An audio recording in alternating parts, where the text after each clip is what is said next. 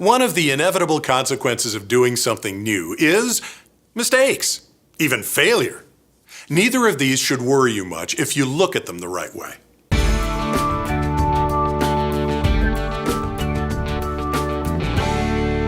This is Vidiotheque, where every week we try to help companies make the most out of their online marketing. I'm Scott Combs.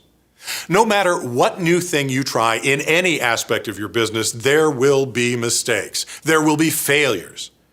I learned very early in my broadcast career that the real pros didn't make fewer mistakes than me. They simply recovered better than I did. Here's an example you've heard yourself if you've ever watched a newscast. The news person reading the story will stumble a bit and then say the magic words that should have been, or rather, and correct the mistake. It's simple, easy, and most people don't even register that as a mistake.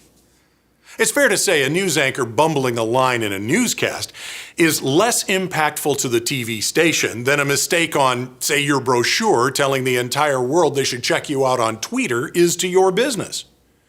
That actually happened to one of our clients, and once they got over their embarrassment, they discovered people who read it remembered it far more easily than if they'd spelled Twitter correctly.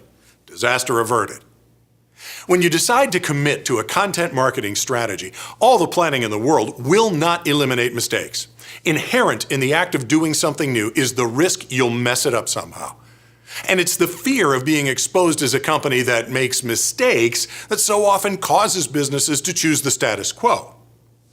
You'll forgive me for pointing out that in a changing marketplace, the status quo is as big a risk as any, maybe bigger.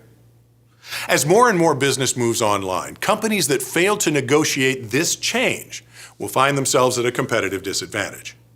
So, how do you handle the inevitable when it occurs? Well, first off, remember, mistakes are not a commentary on your ability to do your job. They are a manifestation of learning and exploration. Next, figure out what you need to do to fix the mistake. Get creative.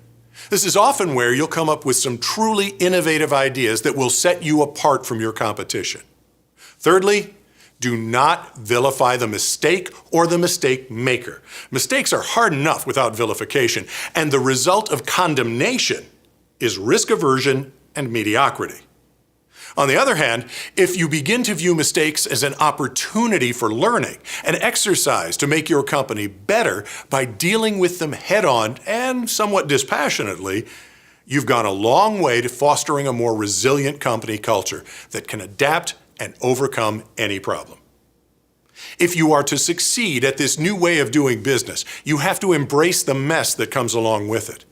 Mistakes are inevitable. Your job is not to prevent them all. It's to figure out how to recover from them. That's the way the pros do it. If you like our stuff, click the subscribe button, then share it with your friends. Leave comments, questions, and more on the blog, at YouTube, or at the email address on the screen. Thanks for watching. Now get out and do something.